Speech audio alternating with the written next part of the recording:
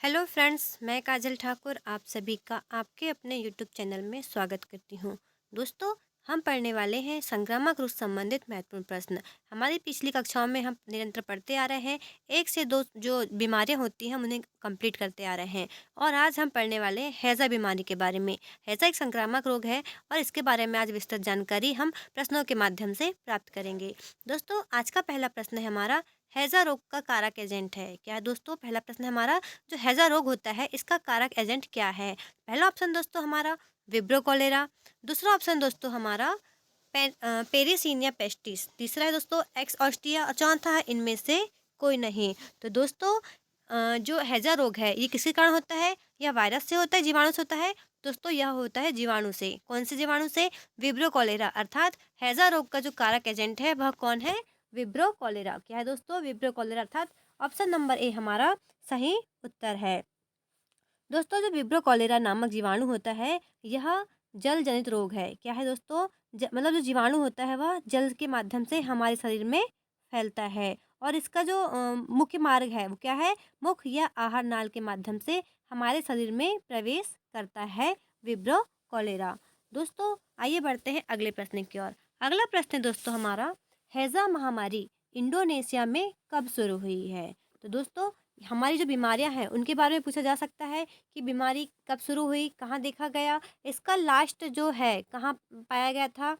तो दोस्तों, इस प्रश्न के ऑप्शन है हमारे, हैज़ा महामारी इंडोनेशिया में कब शुरू हुई? पहला ऑप्शन है हमारा 1968 में। दूसरा ऑप्शन है हमारा 1658 में। तीसरा ऑप्शन दोस्तों 1961 में और चौथा है इनमें से कोई नहीं। तो दोस्तों, जो हैज़ा महामारी है इंडोनेशिया में जो यह है यह 1961 में शुरू हुई थी। कब दोस्तों? 1961 में। हैज़ा जो महामारी थी यह 1961 में इंडोनेशिया में शुरू हुई थी। और यह कौन सी बीमारी थी दोस्तों? यह सातवीं विश्व महामारी थी। कौन सी दोस्तों? हैज़ा की जो बीमारी थी महामारी वह सातवीं विश्व महामारी थी 1961 में जो इंडोनेशिया में शुरू हुई थी। आइए बढ़ते हैं अगले प्रश्न की ओर। अगला प्रश्न दोस्तों हमारा, भारत हैज़ा महामारी की चपेट में कब आया? जो हमारा भारत है दोस्तों वो हैज़ा महामारी की चपेट में कब आया था? पहला ऑप्शन है 1960 में, 1964 में, तीसरा ऑप्शन है 1961 में और चौथा है 1967 में। तो दोस्तों, पहली बार कहाँ देखा गया था? इंडोनेशिया में। कब? 1961 में। और उसके 3-4 साल बाद अर्थात 1964 में यह हमारे भारत में आया था। ठीक है दोस्तों, आप याद रखिएगा इंडोनेशिया में 1961 से शुरुआत हुई थी और जो चपेट में आया था हमारा भारत वह कब आया था? 1964 में। आइए बढ़ते हैं अगले प्रश्न की ओर। अगला प्रश्न दोस्तों हमारा, हैज़ा के कारक एजेंट को सीरम विज्ञान के अनुसार बांटा गया है, वह क्या है? तो दोस्तों, पहला ऑप्शन हमारा इनाबा, दूसरा है उगावा और तीसरा है हिकोजिमा और चौथा है उपयुक्त सभी। तो दोस्तों, आप याद रखिएगा हैज़ा के कारक एजेंट को सीरम विज्ञान के अनुसार तीनों भागों में बांटा गया है। कितने भागों में? तीनों। कौन कौन से? इनाबा, ओगावा और हिकोजिमा। इस प्रश्न का सही उत्तर होगा हमारा उपयुक्त सभी। ये नया प्रश्न है दोस्तों, आप अच्छे से याद रखिएगा कि हैज़ा के जो कारक एजेंट है सीरम विज्ञान के अनुसार इन्हें 3 भागों में बांटा गया है, इनाबा, हिकोजिमा और ओगावा। आइए बढ़ते हैं अगले प्रश्न की ओर। अगला प्रश्न है दोस्तों हमारा, हैज़ा के जीवाणु को मारा जा सकता है। पहला ऑप्शन हमारा 40 अंश पर 30 मिनट तक गर्म करने पर या उबाल कर। दूसरा है क्रेसाल जैसे कोलतार से। तीसरा ऑप्शन दोस्तों हमारा 6 मिलीलीटर पर लीटर ब्लीचिंग पाउडर से और चौथा है उपरोक्त सभी। तो दोस्तों, जो हैज़ा के जीवाणु को हम मार सकते हैं, हैज़ा का जीवाणु कौन सा है दोस्तों? Vibrio cholera. इसे हम समाप्त कर सकते हैं 40 से 30 मतलब 40 डिग्री पर 30 मिनट तक गर्म करके उबाल करके भी ये नष्ट हो सकता है, क्रेसाल जैसे कोलतार से भी और 6 मिलीलीटर पर लीटर ब्लीचिंग पाउडर से और कुछ घंटों तक धूप में सुखाने पर भी यह कैसा होता है? मारा जा सकता है इसके जीवाणु को। आइए बढ़ते हैं अगले प्रश्न की ओर। अगला प्रश्न दोस्तों, हैज़ा के जीवाणु शरीर के किस भाग में बढ़ते हैं? पहला ऑप्शन है छोटी आंत के ल्यूमेन में, दूसरा ऑप्शन है मस्तिष्क में, तीसरा ऑप्शन दोस्तों हृदय में और चौथा ऑप्शन दोस्तों इनमें से कोई नहीं। तो दोस्तों, जो हैज़ा के जीवाणु है यह हमारे शरीर के किस भाग में बढ़ते हैं? तो यह छोटी आंत के ल्यूमेन में बढ़ते हैं। किसमें दोस्तों? छोटी आंत के ल्यूमेन में बढ़ते हैं। इसलिए इस प्रश्न का सही उत्तर क्या होगा? Option number A. दोस्तों, आप याद रखिएगा जो एक्सोटॉक्सिन विष का भी निर्माण करते हैं। क्या करते हैं दोस्तों? एक्सोटॉक्की जो टॉक्सिन होता है विष, इसका भी निर्माण कहाँ करते हैं? छोटी आंत के ल्यूमेन में। आइए बढ़ते हैं अगले प्रश्न की ओर। अगला प्रश्न है दोस्तों हमारा, हैजा रोग की संक्रमण अवधि होती है।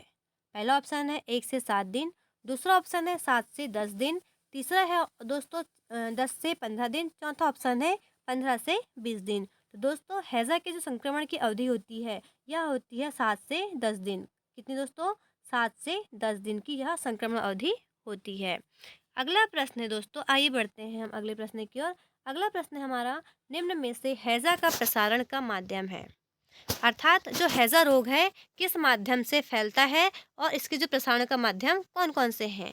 पहला ऑप्शन है कुआं, तालाबों, नदियों का दूषित जल, दूसरा ऑप्शन है दूषित भोजन व पेय पदार्थ, तीसरा है सीधे संपर्क से, और चौथा ऑप्शन है उपरोक्त सभी। तो दोस्तों जो हैजा रोग होता है यह इसका जो फैलने का प्रसारण होता है यह सभी के माध्यम से फैलता है। अर्थात इस प्रश्न का सही उत्तर है हमारा उपरोक्त सभी। क्या है दोस्तों? उपरोक्त सभी इस प्रश्न का सही उत्तर है। अर्थात हैजा रोग जो फैलता है वह एक जल जनित रोग है। वह जल के माध्यम से हमारे शरीर में फैलता है और हमारी छोटी आंत में क्या होता है? ल्यूमेन में बढ़ते रहता है। आइए बढ़ते हैं अगले प्रश्न की ओर। हैजा का उद्भवन काल है। पहला ऑप्शन है कुछ घंटों से लेकर 5 दिन तक, फिर दिया है दूसरा ऑप्शन 5 से 10 दिन तक, तीसरा ऑप्शन है 10 से 12 दिन तक, और चौथा ऑप्शन दोस्तों 12 से 15 दिन तक। दोस्तों उद्भवन काल का मतलब होता है यदि किसी को कोई रोग हुआ है तो उसके जो सिस्टम दिखते हैं, सिम्टम्स दिखते हैं, वह कब दिखाई देते हैं, अर्थात उसके दिखने को हम उद्भवन काल कहते हैं। तो दोस्तों इस प्रश्न का सही उत्तर है हमारा कुछ घंटे से लेकर 5 दिन। क्या है दोस्तों? कुछ घंटे से लेकर 5 दिन यह हैजा का उद्भवन काल होता है। आइए बढ़ते हैं अगले प्रश्न की ओर। अगला प्रश्न दोस्तों, हैजा रोग की पहचान के लिए परीक्षण किया जाता है। हैजा जो रोग होता है उसकी पहचान के लिए कौन से परीक्षण किए जाते हैं? इस प्रश्न के ऑप्शन दोस्तों, पहला ऑप्शन हमारा हेमाग्लूटिनेशन, दूसरा ऑप्शन दोस्तों वोजेस प्रोस्काउर, और तीसरा ऑप्शन दोस्तों हेमोलिसन टेस्ट, और चौथा है उपरोक्त सभी। तो दोस्तों हैजा रोग की पहचान के लिए ये सभी टेस्ट किए जाते हैं। ठीक है दोस्तों, इसलिए इस प्रश्न का सही उत्तर होगा उपरोक्त सभी। कौन कौन से दोस्तों? हेमाग्लूटिनेशन टेस्ट पहला नंबर, दूसरा है वोजेस प्रोस्काउर, तीसरा है दोस्तों हेमोलिसिन टेस्ट। ये तीनों टेस्ट हैजा परीक्षण की पहचान के लिए किए जाते हैं। आइए बढ़ते हैं अगले प्रश्न की ओर। हैजा रोग का दूसरा नाम क्या है? पहला ऑप्शन दोस्तों हैंसन रोग, दूसरा ऑप्शन है टाइफाइड रोग, तीसरा ऑप्शन है दोस्तों पीलिया रोग, और चौथा है मस्तिष्क ज्वार। तो दोस्तों हैंसन जो रोग है इसका दूसरा नाम क्या होगा? तो इसका दूसरा नाम है दोस्तों, इस प्रश्न का सही उत्तर है दोस्तों हैंसन रोग। हैजा रोग का दूसरा नाम हम हैंसन रोग है।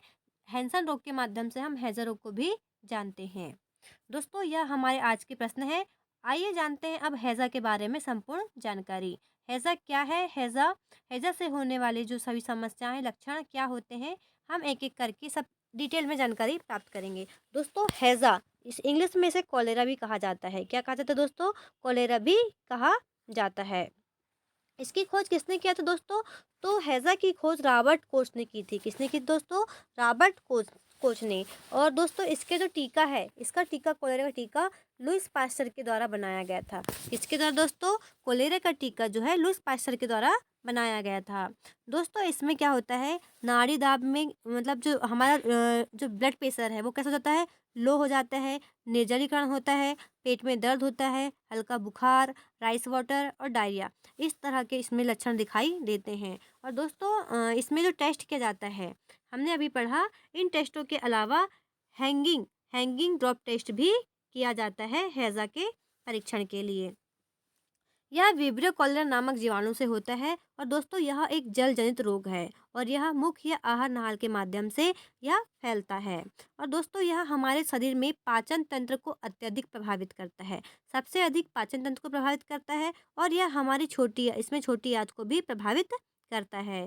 दोस्तों इसमें उल्टी अधिक होना, दस्त होना, डायरिया जैसे राइस वाटर जैसे दस्त होते हैं पतले, ये सब चीज़ें इसमें होती हैं। और दोस्तों जो हैजा के मल को हम चावल के पानी के मल के रूप में भी जानते हैं। आप याद रखिएगा कि हैजा का जो मल होता है वह राइस वाटर अर्थात चावल के पानी के मल के रूप में भी होता है। और दोस्तों इसमें पनीले दस्त होने लगते हैं और फिर इसमें उल्टियाँ भी शुरू हो जाती हैं।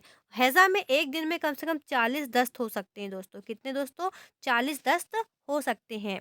और दोस्तों हैज़ा में सीरम संबंधी जो परीक्षण है, स्लाइड पर चिपक जीवाणु समूह को भी देखा जा सकता है। दोस्तों हैज़ा रोग में हमें डिहाइड्रेशन, निर्जलीकरण जैसी समस्या देखना पड़ता है। इसलिए इसमें नमक पानी की आपूर्ति के लिए पिलाया गया घोल जैसे ओरल रिहाइड्रेशन में मतलब WHO की तरह प्रयुक्त मतलब सुझाव दिया गया है कि ओरल रिहाइड्रेशन के लिए हम ORS का घोल भी उपयोग में ला सकते हैं। दोस्तों यदि आपको हमारी कक्षा पसंद आई हो, हमारे क्वेश्चंस आपको अच्छे से समझ में आ रहे हो, यदि आप आगे भी इसी तरह के टॉपिक वाइज जो अब में बीमारियां हैं इनसे संबंधित प्रश्न चाहते हैं तो हमारे चैनल को लाइक और सब्सक्राइब अवश्य करें। धन्यवाद।